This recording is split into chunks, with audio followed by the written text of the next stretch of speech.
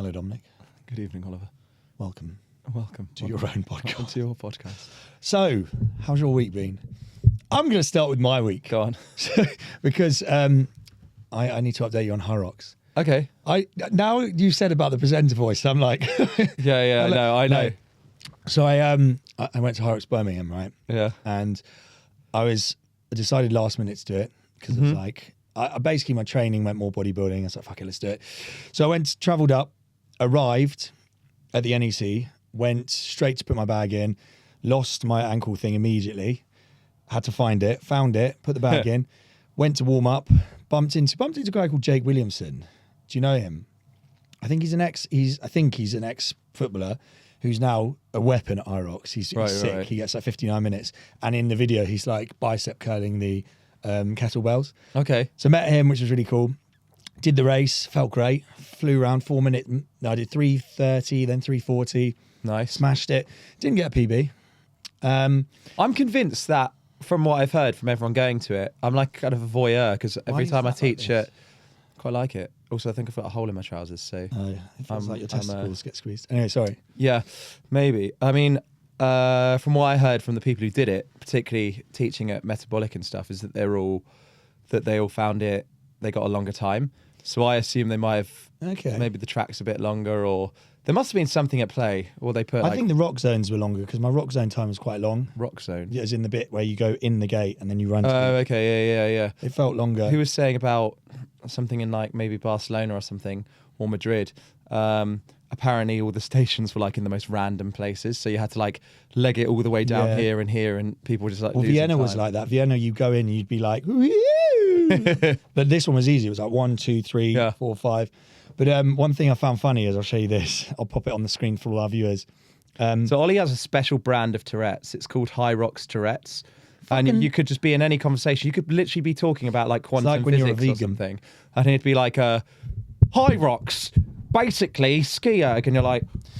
If you want to repel a woman, what you should do is say you do Hyrox. Talk about Hyrox. And then you have to explain it, and it's the most... It's like talking about crypto, isn't it? Where it's like you go, so basically it's 8,000 meters split into 1,000 meter trunks, but then you've got to do the skier. Then they'll normally go, you ski? And you're like, no, it's a machine. It's a skier.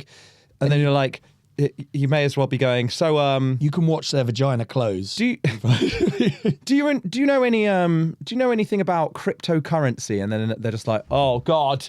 It's like the panic button is pressed. Well, the thing I wanted to show you, right, is when because obviously everyone sets off, I'll talk to the camera for this, everyone sets off in, I think, every 10 minutes. So they'll come out and you can hear in the start pen, because in the start pen, you've got the music, it's like 5. And as you're running past, you can hear it. And then you hear like screaming and everyone runs out. And it feels like this scene in Pirates of the Caribbean.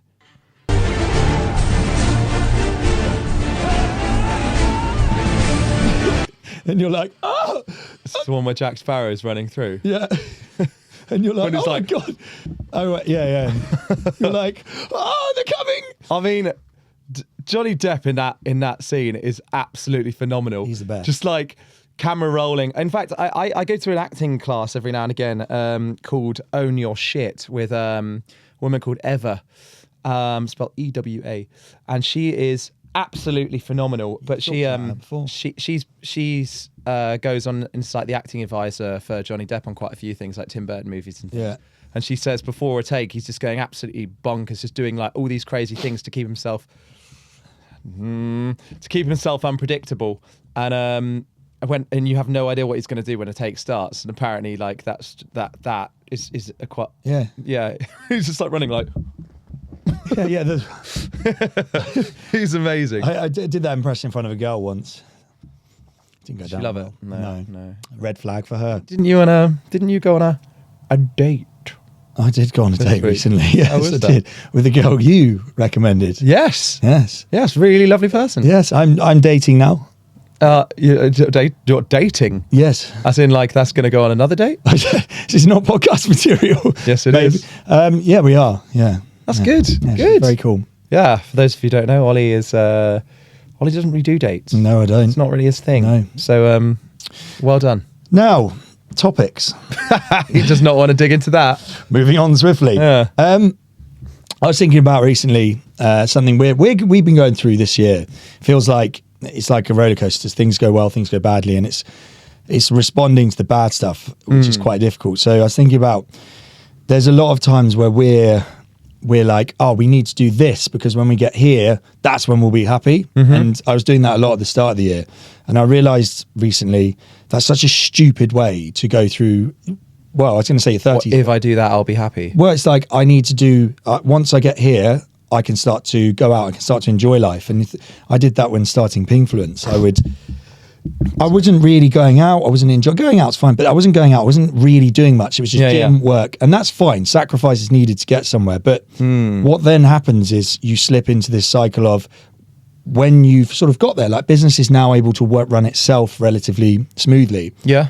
And you sort of say no to things because you're used to it, or when you're not busy, you almost feel useless because you're not doing something. And so I'm really trying to take moves in the past few months to actually live an enjoyable life. So it's like, go out, say yes to more things, do more wholesome things, go to run clubs, try all these things that you'd probably be like, no, I can't. No, I don't want to do that because it's like I'm busy. And like, you start to realize you can really do both. You can enjoy life. You can do these things. Yeah, I think it's that balance, isn't it? It's working out how you can enjoy life as well as keep, pushing being forward. able to, work in a way that means you have the ability to enjoy life as well. It's tough. Yeah, especially in London where you're charged for walking up. Yeah, I think the main thing that you can do, and I'm sure you've heard this a lot, and I've heard this a lot, and I don't take the advice, is sometimes understand what to be grateful for and to feel, accomplished in the sense that you are actually trying to do it rather than just doing it. You've just summed up why I think gratitude is so important. Listing down things, because when you, in the morning or any time of day, you go, right, let's look at life. I'm feeling really stressed at the moment because business is really busy. But if you then, it's not coming back, don't worry. If you were to go, right, let's reframe. I'm super busy. I've got so much to do with work. I've got to deal with these events. Let's reframe that. You're in a position now where you've got all these events going on. Business is booming. You're able to do these things, like go to these amazing venues and have this business that's running somewhere you'd want. If you look back at life, you would have wanted to be here. And when you reframe it like that, you suddenly start to go, oh shit. And if you do that with little things, like you've been on a bit of a kick to get on consistency with habits and things. 2 weeks in, you go, wow, well, I've not drank for 2 weeks. That's awesome. I've done this many gym classes. I'm doing this podcast. That's amazing. Yeah, agreed. And that reframe is, I think, really important. Yeah, and I think also, I was talking to Lawrence actually at Meta the other day, and I was talking to him about, he knew Liam Payne. No, yeah. Well, he used to train him. Just before he was his actual PT. Well, just before you get onto that, sorry to interrupt, but this is where social media has really pissed me off because, some people have been making memes about the death, which are using some comedy thing, and they're like making jokes about it. And you're like, it happened last week. And I get you don't know him and whatever, but that has made me realize how disgusting social media can be because people are commenting One Direction puns about it. Yeah. And I'm like, fucking hell. But the fact is that, disgusting. if you read through it, they all knew who he was. They all are aware of his work and all the things he's done. And actually, a lot of the time it's an insecurity thing. It's, them suddenly feeling like better because they are better because they, survived, so to speak. And that's really sad. I think, so I was talking to Lawrence about, consistency because, he's been very sober for years. And he went to me, the one thing I found really helpful, and the one thing you should find, you could find helpful is not so much, that insatiable quest to be sober or to continue, staying away from temptation and stuff. He's just going, if you fall off it at any point, he goes, don't beat yourself up. because that will just send you into a bigger spiral. He said, just don't beat yourself up about it. And remember, we're all human beings. We're not robots. We're, you know, we are all flawed, and you can't be perfect. And a quest for perfection is a quest doomed to fail. I couldn't agree more. I think you're so right, because that's what me and you do, is for example, I put in all these habits. And if I miss, this is back at the start of the year, if I missed breathing, like doing a daily breathing session, I would be like, oh, I'm so shit. And you're like, no, like you're human. Like you have mental fatigue. And if you're doing all these things, yeah, you'll feel great. But they're also fatiguing to your willpower and things like that. So by beating yourself up, all you're doing is putting yourself in a shitter position to come back and attack it the next day. Yeah, or assuming that these people who are wildly successful and doing really well are all doing all those things. First of all, we take examples like, you know, Hormozy or Wim Hof and all these kind of people, and with their like, you know, ironclad, unbreakable habits and things. Not everyone who's successful is like that, and not everyone who's successful has to be like that. You know, we've got, for example, you know, Ernest Hemingway books. For example, it's stories about a guy who goes and writes in little Parisian cafes, and he's basically drunk all the time, but still wildly one of the most awesome things to read. And you know, great examples, you know, Sherlock Holmes. I know that he's a fictional character, but Sherlock Holmes goes to opium dens. You know, like everyone has their vices. Well, they say, and I think my uncle told me this, from the greatest. Don't go to opium dens, by the way. It's probably not a good idea. That's a bad idea. Maybe not good. I don't know. What do you think? But they say from the greatest adversity comes the greatest innovation. And I think I probably butchered that quote, but the whole idea of when this is actually leads on beautifully from what you said. There was a meme going, listen, right? The crack addict will get up with no money and find a way to get his hit. Yeah. You can get up. And I thought, although that's the most backward analogy. I've thought about this so many times. They will find a way. Yeah, people, I think about this every day in London. I go, what, crack? No. I think about crack every day. Yeah. No, I think in London, how are people still waking up and surviving? Like, I'm working. I have to work a lot to get the money to pay my way through London and to live a relatively enjoyable life. And there's people who just basically sleep in all day, rock up, kind of do a little bit, and they're still living in London. They're still doing things. But I think it comes from where you set where you want to be, because we have high expectations for ourselves, and so that means when we're not earning, say, a certain amount of money, which means we're not comfortable, it hits us a lot harder than someone who's complacent. That's my opinion. Yeah. And I think... But even just to stay out of debt, it's like but think about... It's a constant struggle. One of the things we discussed this week was you both, actually, I'm not going to say you, me and you, when we're sort of like looking towards our financial forecast and things are looking tough, we get quite stressed. And it's probably the biggest stress I feel is that, and it impacts me physically and mentally. But I was preaching to you that you get very stressed with it.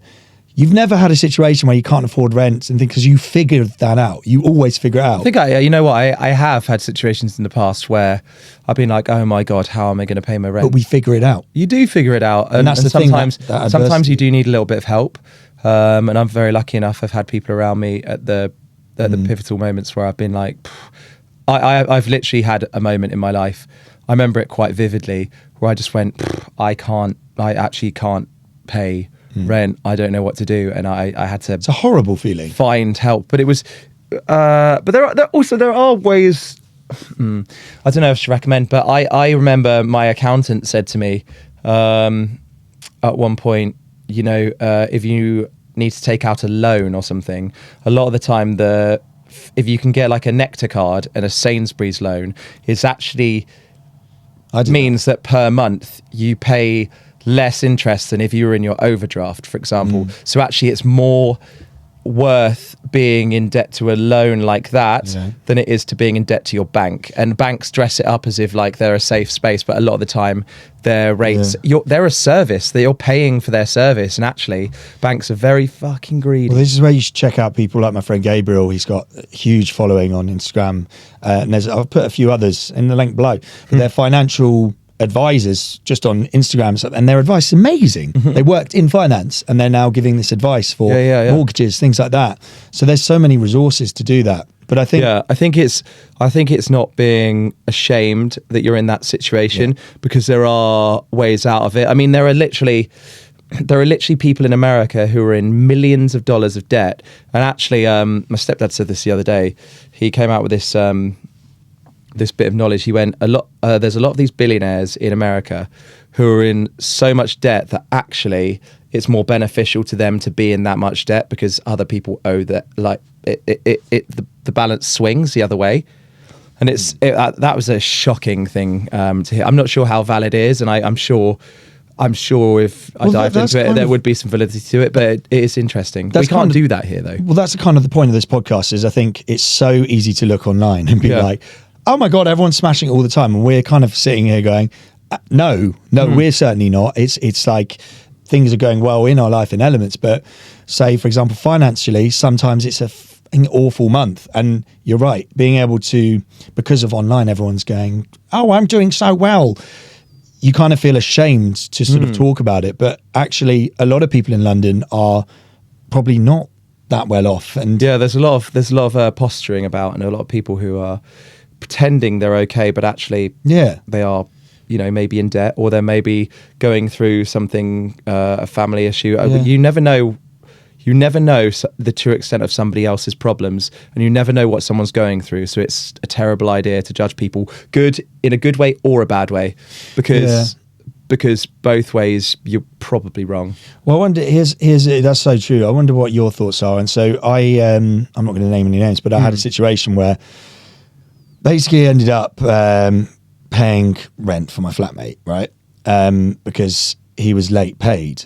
And so he's paid every month, been fine. And he was like, oh, I'm not being paid. I should get it tomorrow. I was like, cool. Well, because I don't want us to get fined by our housing people, because I think that's what they said they'd do. I'll just pay it and you pay me tomorrow. This then dragged on for like a month where he didn't get paid, and he'd pay me like 100 here and there.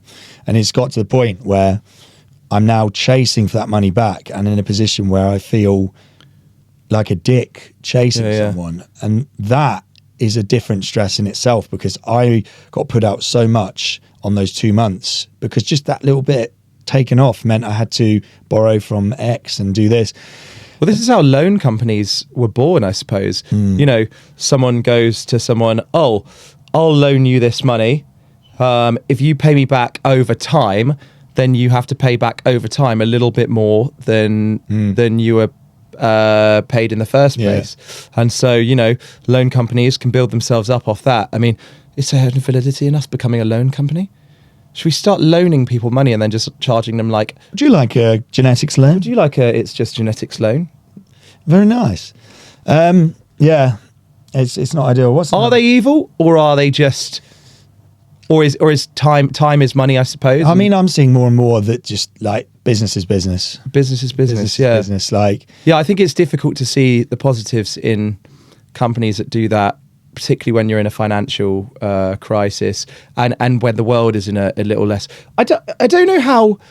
I find it really difficult to understand if the world is in financial crisis the whole time, or if that's just news stirring it up so that we constantly feel that pressure to... I wonder that. To fork out. Because I think if someone said to me a while ago, I don't watch the news, and I'm like, why? It's like, well, because it's stuff that you really don't need to hear that's just going to stress you out. And I realise it is, because your reaction to it is like, oh my God, these people who they've reported, they are bastards, and you get angry about it, and you're like, it's nothing to do with me.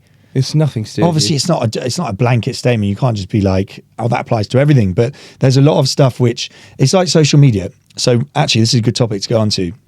I sent Dom a video of this girl who's being interviewed, right? And she's on the streets, because street interviews, they're brilliant in drumming up people going, yeah, right. And he goes, how much should a guy spend on a day? And she's like, well, $200 minimum. Oh my God, I've seen that video. And then, to me, yeah. But what she then moves on to saying is, she's like, and there's this trend, and this is where social media is the boss. One girl went viral because she's like, this is why a guy should spend this much on a date. Well, because my moisturizer costs this much, this is my matte foundation, blah.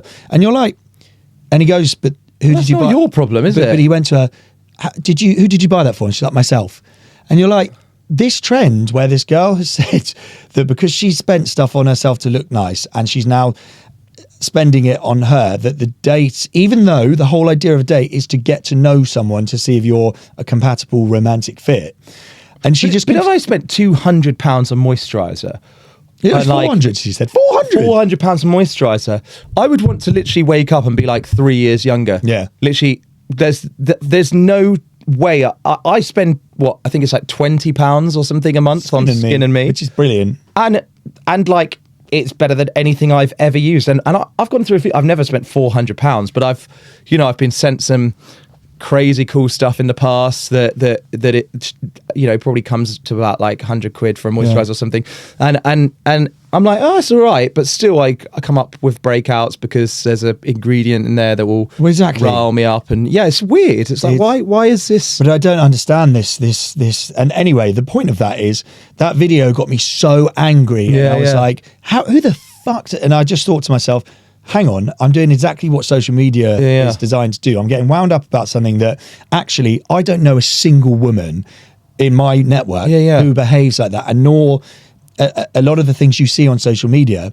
If you actually go and relate it to your network, do you actually know any of these people exist? I've definitely been on dates with God, like a woman or two that has been like that. But you know, my solution to that issue is just don't go on a second date. Well, that's what I'm saying. It's thank God I don't have these people in my life, because that's such a small way to look at life. And there's a big trend around someone making these outrageous statements, and then people have found a clip of them later being like, so I'm single, life's really hard, and you're like, well, yeah, what the fuck did you expect?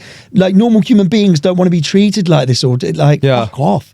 Yeah, if you're going to act like that, you're going to behave, you're going to attract people like that. Yeah. And so and then there was another point, a guy sort of goes, he gets sent in something, and this guy's gone, oh, so I took a girl to this arcade for her first date and she left within 10 minutes. Where should I take the next date? And he goes, to the arcade. Yeah. And I'm like, absolutely. It's such a good way, because you like that. And that person, whether it's guy or girl, where you take them out to, they will either like it, or it will show that they're willing to be like, okay, cool, this guy. So you will find out within that date whether that person's a match for you in some into your life. Yeah. But also on the flip side, arcades are amazing. Arcades are fun.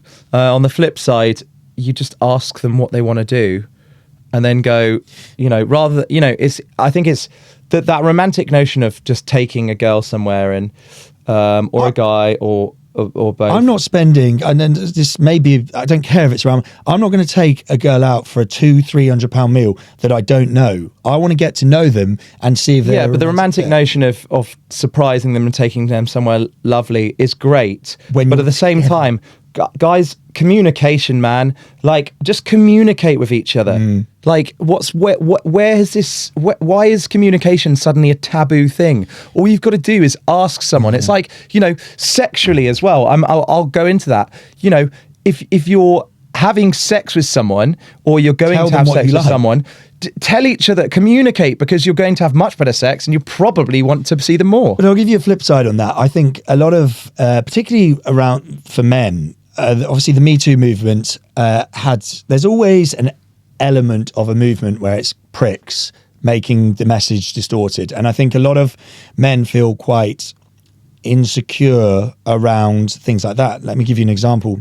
Well, we feel like we should know. That's it. And because we're not manly if we don't know. I've had female friends of mine comment and say, oh my God, that's so weird. He literally just asked me, and things like that. And you'll go, oh, is that? So me asking where I'd like to take them, or taking them here, they're going to go, oh, that's really weird. And I think that's where, if you grow confidence in yourself, if they have that opinion, so what? Fuck off. They're not for you. Yeah. Bye. Yeah. See ya. And on the flip side of that, it can be a case, I think, for someone who's having sex. Let's say he says he likes it a certain way. If she responds by being like, are you saying I'm shit? that's an imprint. Like, if you get that response, oh my God, you're saying I'm rubbish at it. It's like, no, I'm not. No, I'm not. I'm just saying what I like. Yep. Maybe we should do like I'm not sure we're qualified, but we should do a Love Doctor section. We should get people to send in. Just a preface this. We are this. We don't know what we're doing 90% of the time. So it's quite nice to be able to have these open, honest discussions. As you say, communication. Yeah. If you can't chat about these things with your mates, how do you... Exactly, but why don't you communicate with us? So maybe next week, if you send in your problems, your queries about, dating, love, whatever it may be, send them in to us and let us discuss and come to a rational conclusion for you that might help you out a little bit. Well, actually, on that note, oh my God, I can't wait for Love Doctors. Yeah, Love Doctors coming soon. Love Doctors. Love Doctor. Hang on. Love Doctor. Love Doctor. Now I've got my voice back. Yeah. The Love Doctor. Megalodon. Megalodon love. So my friend Jade was saying she sees Megalodon. She was saying how I'm quite unique in that I talk about my feelings around things and how I am with girls. I'm like, I wish she'd have respected this, and she finds it very unusual because she's like, I see men as they don't talk about their feelings like this, and I'm like, trust me, they fucking do. Me and Dom get deep on these, and even with sort of friends I'm close with, you do get deep. There is it's a breed of man who's like birds shagging, done, lovely. Yeah, in my experience, that they are around, but I don't think there's that. Like how we communicate? No, they're like, birds, I don't. Birds, I think I'll just chuck them. I think done with her. Yeah. And they're like dismissing them. I do think a lot of guys. We're far more worried about what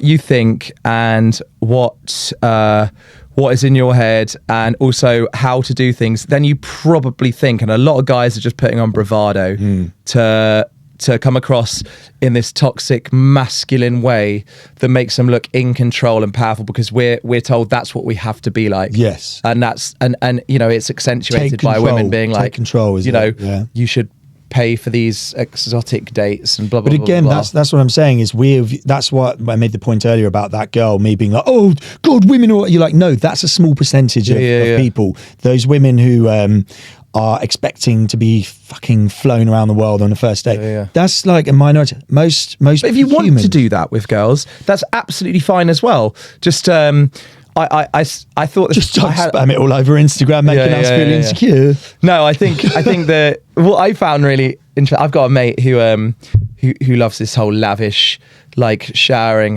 his girlfriend or the people he goes on days in gifts and holidays and all sorts of things. And I just went, one day I went, look, if you're going to start on that trajectory, you've got to make sure that you can sustain that trajectory, because you're presenting someone who is like an extreme version of yourself that you perhaps can't sustain. And what happens when you can't do that anymore, or when that honeymoon, that over generous persona starts to fade, and then you suddenly have to be yourself, or you have to be like the version of yourself that can't do that. What do? You will panic and you will start getting insecure. Well, the irony in everyone, your first date, you always put on, well, if you're sort of having insecurities, you'll put on who you want to be, and often you don't present who you are. Yeah. And what I do with all my dates now is all my dates, I've had like 2, but I will be myself. I'll be the weird sort of me, because then they get to know you, and if they don't like that, then you filtered it out quicker. You found someone who doesn't like you, and there's another 20 people billion. Often work their way out of your lives for a reason. Yeah. Because they're not meant to be in them. You just, ultimately, most men, and I think I'm speaking for men, I don't know if I am, but they want a companion. You want someone to have that banter, that best friendship with. Someone, I mean, obviously you want physical attraction, but that's an initial thing. The rest, you want that best friend. You want someone to go. I think you want safety. I think you want security. Yeah. I think that's what all of us want to feel safe, and we want to feel like we're held. Yeah. And I think I think that's more important than any of the other stuff. Yeah. And if you feel safe with someone, you feel like you trust them, if you feel like you can be yourself around them, most importantly, then you have space to grow yourself. And it works both ways. You want to both feel like you have that space to bloom and become the best version of yourself at all times. Yeah, and like being able to look at what that person's doing, whether it's a podcast or business, and be like, I'm proud of them. It's great to have that coming from someone, but also it's nice to feel that way about someone. Be like, fuck it. I love powerful women who go after shit. Like it's unbelievably sexy. And like I just find it so cool to be around someone who's going after it, who's sure of themselves, but mostly they're themselves. Like being an idiot around someone's like the best thing. Yeah, awkward moments are always the best. And we are kings. I love of being very awkward. Awkward moments are the best because you learn so much about yourself in them. And also, if someone gives you the ability to be awkward, let's get into the stories. I remember a girl once said to me, and she actually ended up cheating on me with my best mate. I wrote a Facebook status about her. Yeah, those were dark days. I was reactive.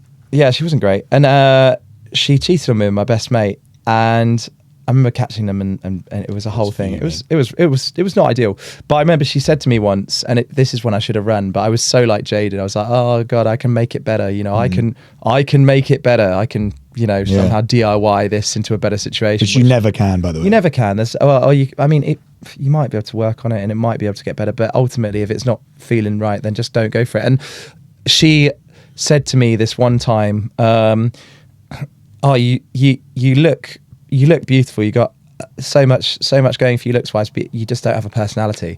And I kept dating her, but I remember like after that all happened, I remember she said to me once that, my best mate, the guy she did this with, has the personality. And I just didn't register these things because, once someone tells you who they are, believe it. That's a quote that I stand by. Once someone tells you who they are, believe it. Believe it. Well, you're right. I think that's the power of rose-tinted glasses. And I think it takes relationships for you to sort of spot it. And something, for example, I've realized is, you're right. Someone will literally tell you who they are. And it's just... Whew. And so what I do is I dive two-footed into these short-term flings to the point where I'll like go to another country to see them. Yeah. You go hard. You do the lavish thing. Yeah, and but I'll do it on a budget. But I'll miss all these things. Lavish on a budget. Lavish on a budget. Follow my Instagram, Ollie Anderson. Oh my God, we should do a section called Lavish on a budget. Lavish on a budget. But I'll do these things and I miss all of the things. She's literally telling me one girl listed icks about me. She was like, this was it. Who? I'm not going to say her name because she's in London. Oh, really? We can say it. I'll bleep it out. But and I just did nothing about it. I continued dating her and tried to... Anyway, that didn't work out. So yeah, I think... being able to introspect, and maybe I know your friends sometimes will tell you things you don't want to hear it, but they are in an objective position where they can go, she's a dickhead. Yeah, I remember going like, bit of a red flag. Yeah, and I was like, no, she's fit. Yeah. Yeah. Then I went to America recently. Yeah. And for a girl who I met at Tomorrowland, and we clicked so well at Tomorrowland. Yeah. But obviously... you're at a festival having lovely drinks and sugies, and obviously that's not reality. So when we sort of met up in America, where there was a stark realization that, we don't click. I think you can pretty much fall in love with anyone on MDMA. Yes, that's true. That's a great piece of life advice that you probably want to look into. I agree. Then I was also going to talk about something before we get on to the fun goodies stuff. This whole idea of a morning routine, right? I've tried about 1 million this year, and they're great. First few weeks, you've got that motivation, but you're working, essentially your fuel is that motivation. Mm-hmm. When that wears off and it becomes boring, you realize sometimes that why are you doing that routine? Why are you doing your ice baths in the morning? Why are you doing this, and this? Well, it's probably to get you to a better place and help you get some control over your life. Routine as well, which is important. But one of the things I realized is actually just starting a morning not rushed and diving straight into the craziness of life is the best hack. And for me, I've realized it's getting up, walking to go and get coffee, sitting down. I might journal. Normally I read, and just sit and be, because you don't attack that craziness straight away. And I think when you compare that to the other routine, which I think is also good, doing something tough in the morning, but again, it's not around work and things like that. Those two, I think, are the best ways to start, because one, you've done something really tough, whether it's a workout, ice bath. So the rest of the day, theoretically, should be better, and you feel accomplished. The other one, you're able to be present, gather your thoughts, and when you go into the day, you're sort of level-headed and not stressed. If you're the opposite and you wake up, shove your clothes on, 20 minutes out the door, you're already frantic. You're already boosting. And you're exhausted by like 12. And you'll smash a coffee, maybe another one. And then you have the crash, which is doubled by the coffee. And it's intense. That's intense.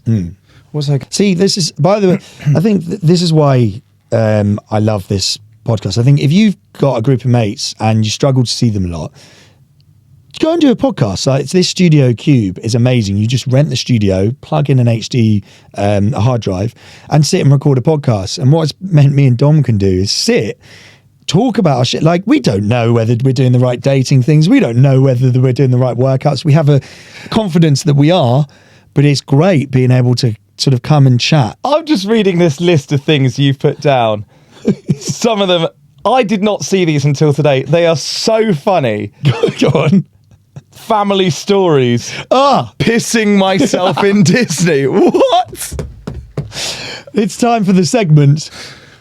Family stories. So we realised that we've got a lot of funny family shit. Yeah. And this one is going to be great. I'm so excited to hear it. I was, Dom was there, so I'm going to talk to the camera. Basically, I don't remember this. Dad's stepfather, my dad took us to Disney World when we were like, 8? Probably. We were young. And basically, we were being pushed around SeaWorld in this like duo pram, facing each other, probably beating each other up. Prime place to piss yourself. Amazing. Yeah. And I basically just got up, looked at my mum, and was like, Mum, I need the loo. And she's like, okay, cool. And I was like, no, I'm pissing. And just pissed myself. And they were like, oh my God. So yeah. Did you get some SeaWorld trousers? Yeah. That's amazing. Yeah. What I also remember... Imagine being a parent and just seeing a kid piss themselves. You'd be like, it's another 50 quid on trousers. Yeah. Okay, this is cool. So our uncle is like, he's like our best mate. We get on with our auntie and uncle really well. Big up Alex. Big up Alex. Tamsin. Big up Tamsin. So we've had some fucking great times. So he was like, he's been like a second dad to us, hasn't he? He's been super successful in his career, and we'd go down as we started to get of age, where we started looking at getting a job. He would invite us down, so we'd go down and see him for dinner. He'd pay for everything, and we discovered drink, and he had this thing called Activate the Magnum. Activate the Magnum. Where you probably know it better than me. Yeah. So he I think it was that place in Sloane Square he went to. Yeah. So it's not Tonteria. Tonteria, I think. No, it was the Sloane. Taboo. Taboo used to be. Taboo. Yeah. Mahiki or something. It might have been Mahiki. No, it wouldn't be Mahiki. It would have been like the Sloane Club or something. But anyway, he went to one of these places, and he told the bouncer, he told the club that when they arrive, he has some high-end clients. Yeah, he's a broke. He was a broke. I don't know if it was him or someone else said to... No.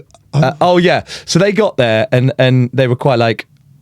he'd been there a lot, Alex or something, and so they knew him quite well. And he got there, and they got to the entrance, and the bouncer was like... okay, it was Alex's party of whatever, and he went, the Hucklesby party are here. Activate the Magnum. I repeat, activate the Magnum. I was like, there is no better entrance to a club than that. that sums Alex up. Like, that's the coolest thing, and they have a Magnum at the table. Yeah. And that's like my. So we really look up to, because he's... We could make a TV series on him. Yeah. I mean, he should make a TV series based on himself. Because so some of the stories, he's just like... You're never out with Alex, and you're never unhappy when you're out with Alex. I've never had a time where I've been with Alex, apart from, when everyone's a bit wily. When he's just like, the most, he just this gravity around him of just like, you just want to have a good time. Well, I think this is great because it's just genetics. This is about family and things like this. And we were quite fortunate to grow up with a grandfather who was just, I describe him as the ultimate gentleman. He was the head of the anti-terror squad, and he was just, you could not move this guy. He was a gentleman. And Royal Scotland Yard. Yeah, Royal Scotland. And he was so courteous to everyone. He had absolute gentleman manners. He looked after everyone around him, but he was just this force to be reckoned with, like just powerful. And we were lucky to be brought up. And I think that's why we have certain traits and mannerisms.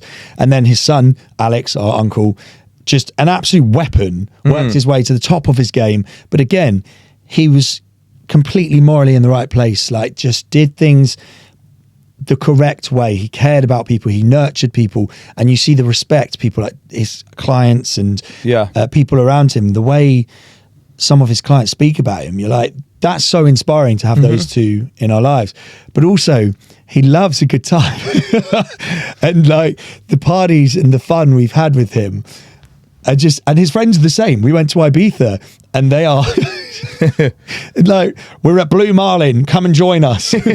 We get there, we go back to their villa, they're absolutely hooned, some of the most successful people around a table, like, yeah, just incoherent. It's funny.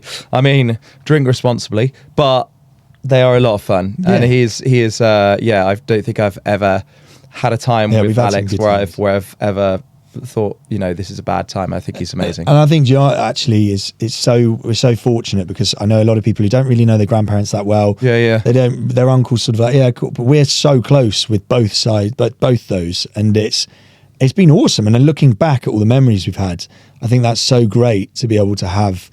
And like, we'll go snowboarding with Alex soon. Agreed. Yeah, exactly. It's a really cool point to lead on to. I think something I've realized since becoming an entrepreneur is I always had this opinion in London that, or around the world, that people,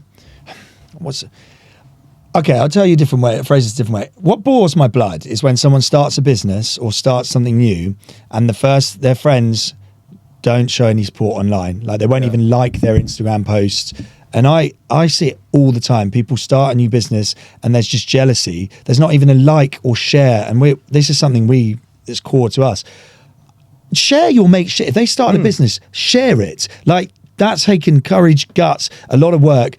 Just because you know it might not be in a good place enough, fucking help them out. Share it. Yeah. And because we're all in this life together. And I think, particularly if they are someone who is actually your friend, you have no idea how much it will light up their day for you to just share their product, you know, help them be better, help them become better. You know, on stage, for example, it's really important to be generous as an actor, to feed someone else a line so they can react off it and give you something back. And then eventually everyone is doing a better job. The show is better. The show is always better if everyone is generous. Yeah. If there's a selfish actor on stage, it's very, very difficult to outshine or even be in the same ballpark because they're just going to be taking it all by themselves. And it's really, really, really, and there are a lot of these selfish actors and a lot of them don't climb the ladder as quick.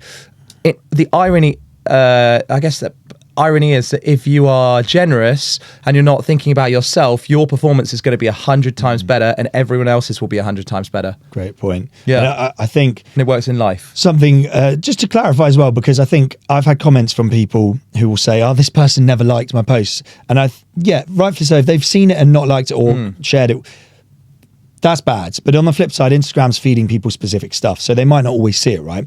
So that's another thing. Don't take it personally.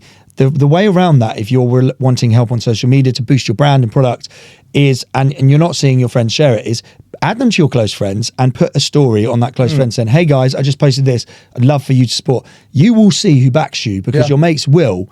And I think if you're getting a little bit jealous of your mates doing something good, because it's a natural thing to happen if you're not in a good place, check yourself and just post it anyway, because as you say, it will light up their day, and the difference it could make in their followers seeing that product, even if one of them buys it, that's amazing. That's amazing. Yeah. And I mean, you look at, for example, a friend of mine, Tommy Marr, shout out Tommy Marr and Conflict Music. This guy's like grafted with his business partners to build this amazing label. And I see them post their events all the time. They've got loads of people sharing them, and it's easy to think like, oh, I don't want to share. I'm like, yeah, fuck yeah, share it, because he signed.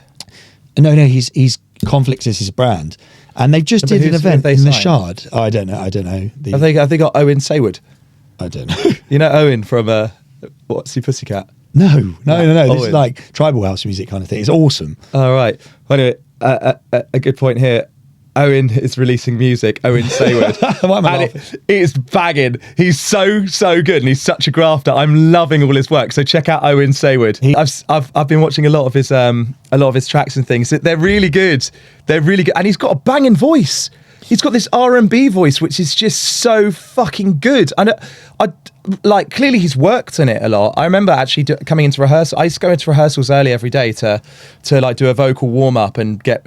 Oh God, here he goes. To get on point, because otherwise, if I don't warm up, like whatever comes from my mouth is going to screw my voice up or whatever.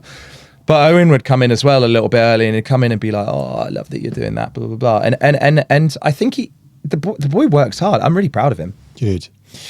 Now we're going to move on to some social stuff. You're my brother. Hello, Clark I have Kent. secrets to reveal.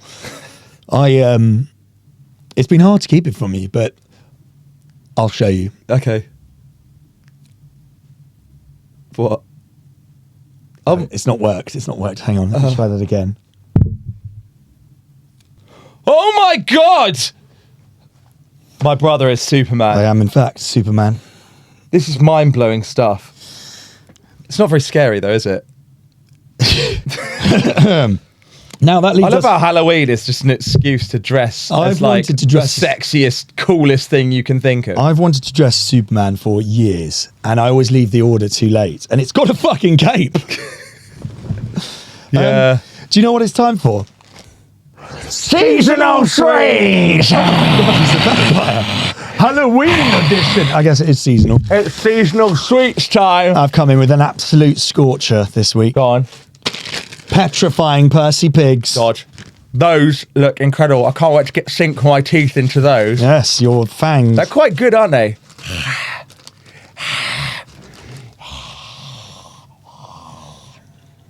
I actually filmed a movie with these the other day.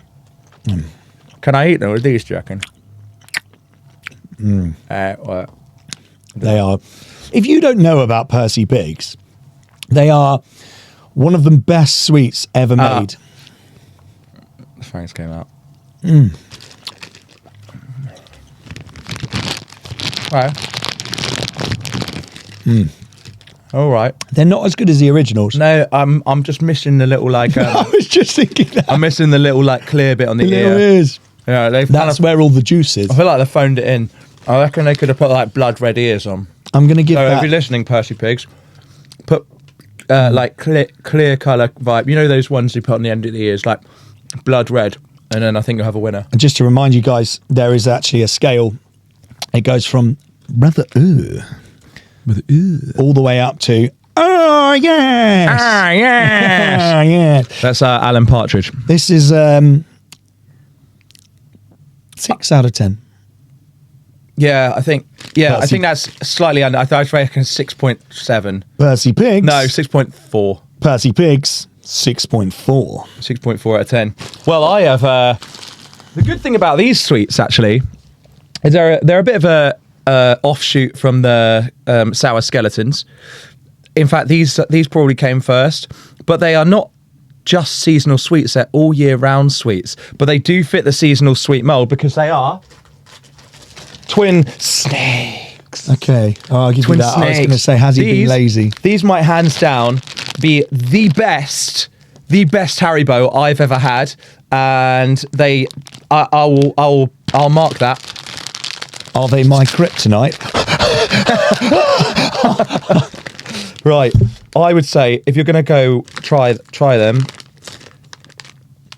try one of each. I've got these seasonal snakes. Seasonal snakes. Lemon and okay, the flavours are Seasonal apple snakes. and lemon, blueberry and blackcurrant, which are here, and then you've got cherry and orange. I'm not sure how accurate they are. Extra points for the effort of combining flavours. Yeah.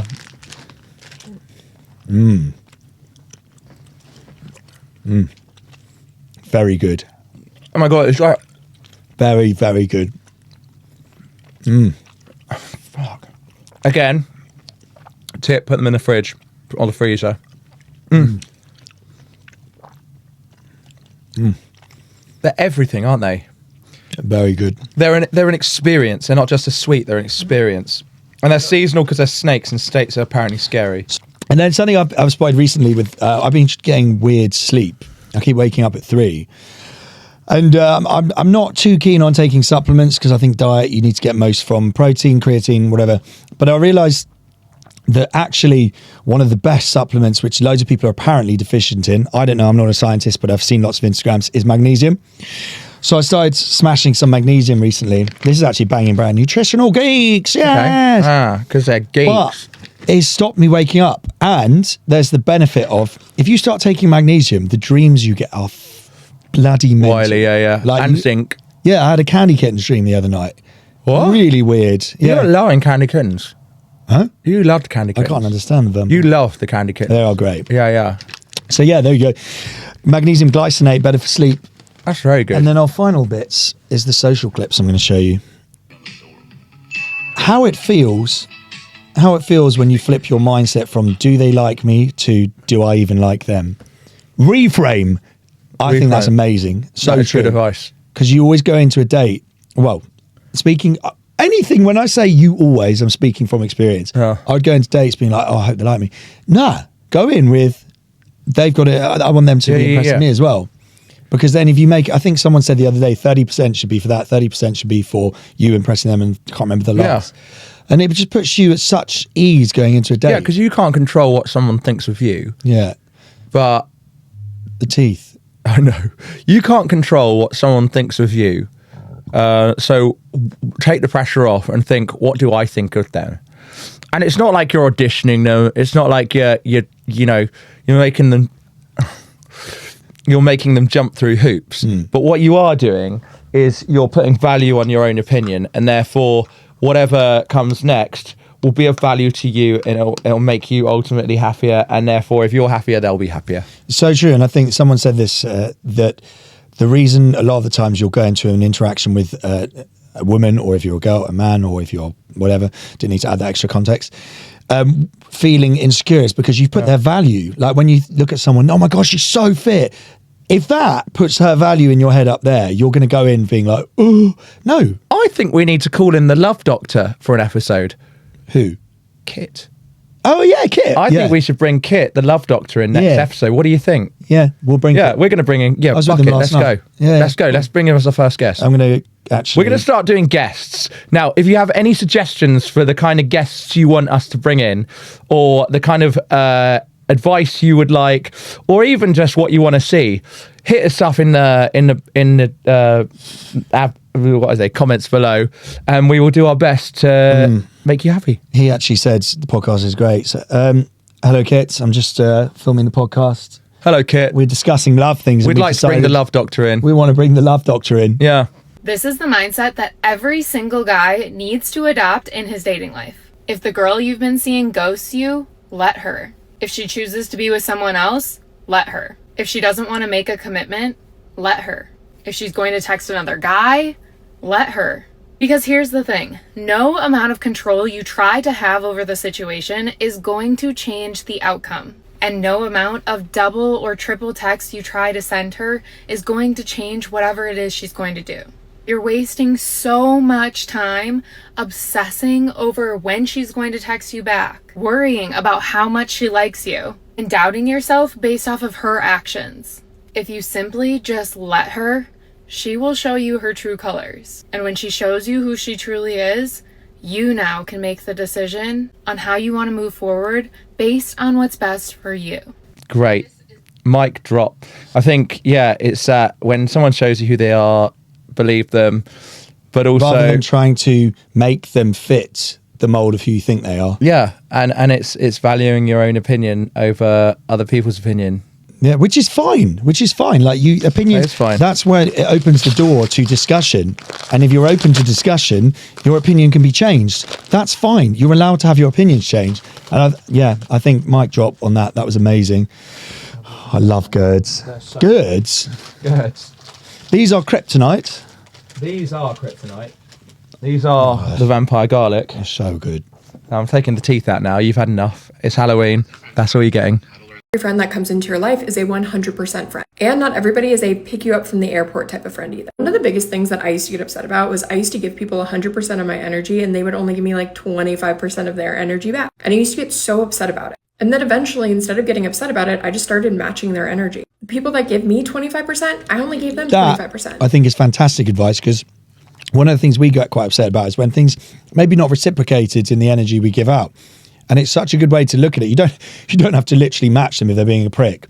Be a prick. But I think that idea of, if someone maybe just doesn't reciprocate the level of input you put into a friendship, just back away a little bit. You don't have to put all your eggs in. And I find what happens is you become less resentful. You don't have expectations. Essentially, you're not giving expectations on the friendship. And I think that will make for a happier friendship. Because, for example, Jade, one of my closest friends, I know exactly where I stand with her. The energy we give in is the same. It's great. But there are other friends who, I won't name them, but I'll only see them maybe once or twice a year, and it might be in a to do with the Pinkfluence event. But what might make you happier, and I was going to come onto this today, is not to put expectations on people, because the moment you put expectations on anything or anyone, you're setting yourself up to be disappointed. And with because these expectations are coming from they're coming from your standards, which is the point I was going to make.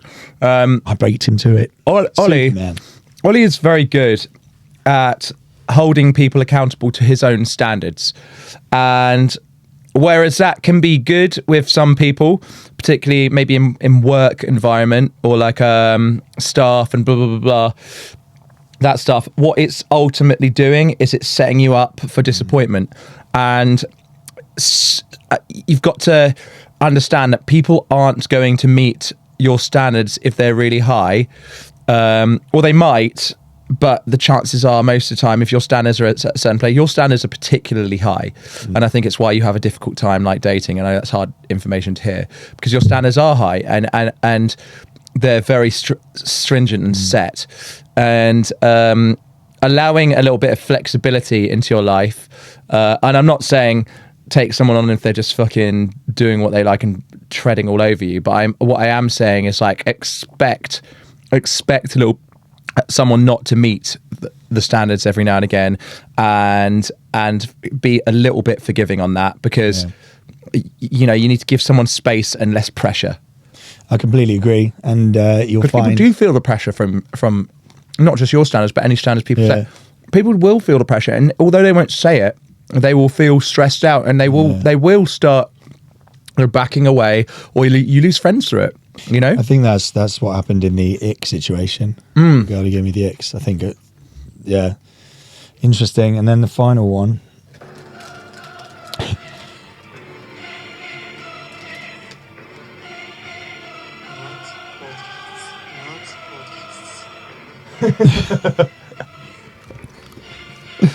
Basically, you're in your 30s and you need to be sorted into one of 4 houses. And it is run a marathon, plants, start a podcast, wine enthusiast. I would add run a marathon / Hyrox / Ironman. Yeah. And it feels like, there we go, it's Hyrox. Why is that? Why, when we hit our 30s, everyone's doing it. Everyone's starting a podcast. And I've explained why I think it's brilliant to start a podcast. Everyone's running the marathon or doing Hyrox or doing an Ironman. Plants. I have an interest in plants. What do they all have in common, though? They're fucking great. Yeah, that is one thing. But the one thing all of those have, the through line through all of those houses, so to speak, is that people get to be together. They get to bond over it. People want to feel like they're part of.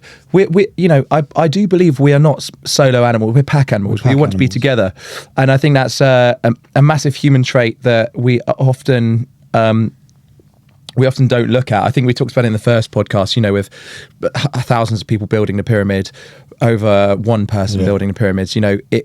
More people and more points of view and more you never get hands will always create something more innovative and more exciting, because you've got more experience, you've got different eyes looking at it. I think it's important that we have those things that bring us together, because we can talk, we can grow, we can learn, and we can evolve.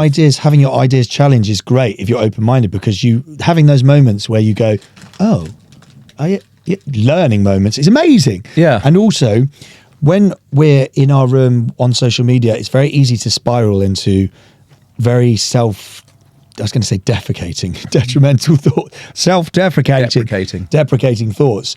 And when you're around other people and you can feel comfortable to speak about these things, you're able to actually process them. Yeah, my lowest moments are always when I don't have nerds, gummy nerd bears. No, I don't have gummy nerds. Fucking hell.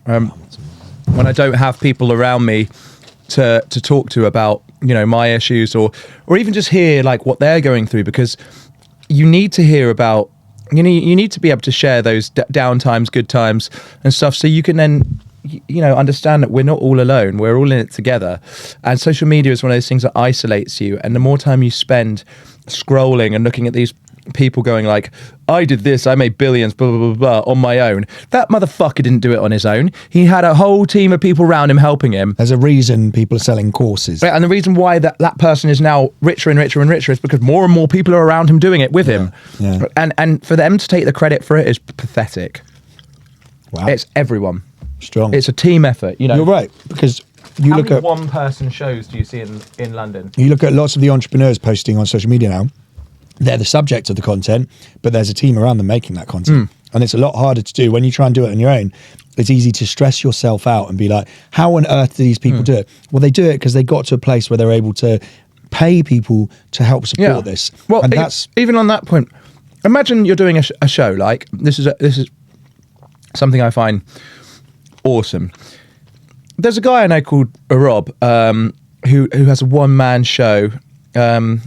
Oh yeah, sorry, one person show. Rob's they them. So what? My Sons Are Queer. Apologies. So My Sons Are Queer. Great, really good. But if Rob was on their own on that stage, they wouldn't be lit. They wouldn't have sound. They wouldn't have mics. They wouldn't have someone to help them with the transitions. They wouldn't have set people. They wouldn't have a producer.